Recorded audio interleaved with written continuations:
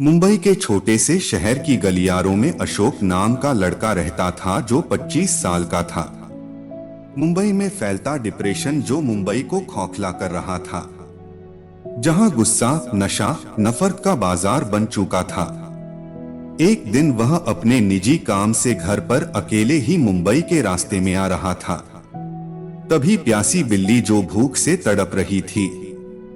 अशोक ने अपनी जेब के अंदर एक 20 रुपए का नोट था, वह उस नोट से दुकान से दूध लाया, उसको पिलाने लगा। दूध पीते ही बिल्ली गायब हो गई। फिर अगले दिन उसी रास्ते से गया। अब एक कुत्ता बार बार उसका रास्ता रोकने लगा।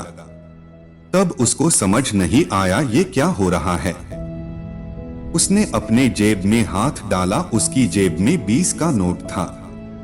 उससे उसके लिए एक ब्रेड खरीद ली और कुत्ते को खाने के लिए डाल दिया।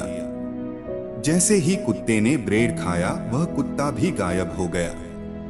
अगले दिन वह घर से निकला। इस बार रास्ते पर की हनुमान जी की मूर्ति जो रोड पर यूं ही पड़ी हुई थी।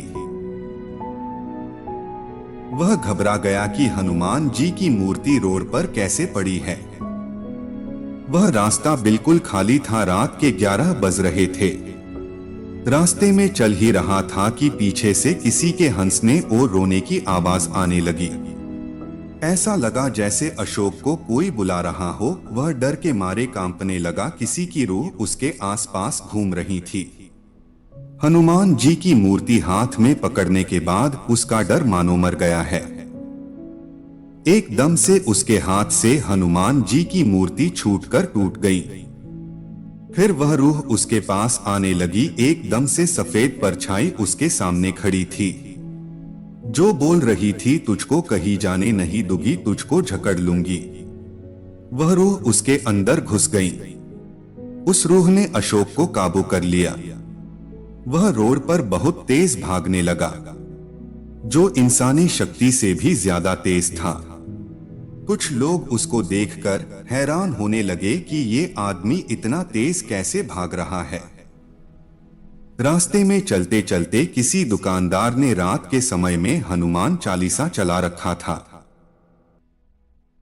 फिर वह रूह उसके पास आने लगी। एकदम से सफेद परछाई उसके सामने खड़ी थी, जो बोल रही थी, तुझको कहीं जाने नहीं दूंगी, तुझको जकड़ लूंगी।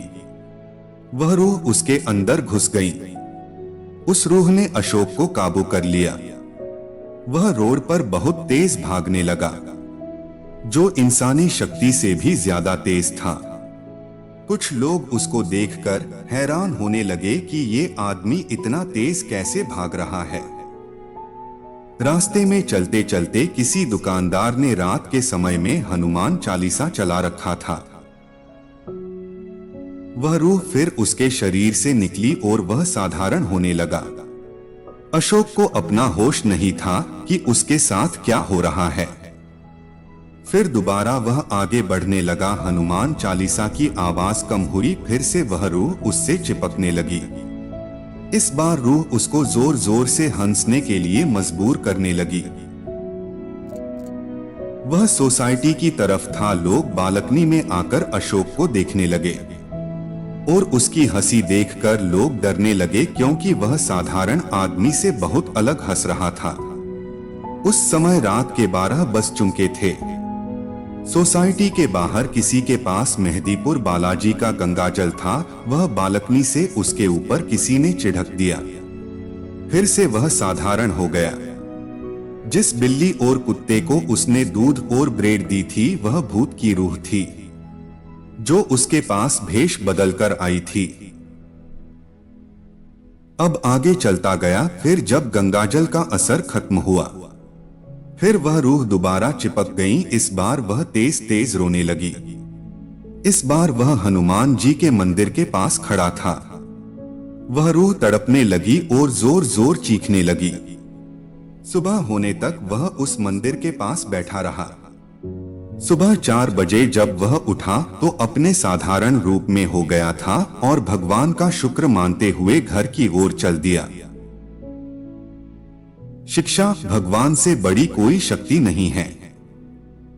दोस्तों वीडियो अच्छी लगी हो तो शेयर करके चैनल को सब्सक्राइब जरूर करें ताकि और अच्छी वीडियो देख सको।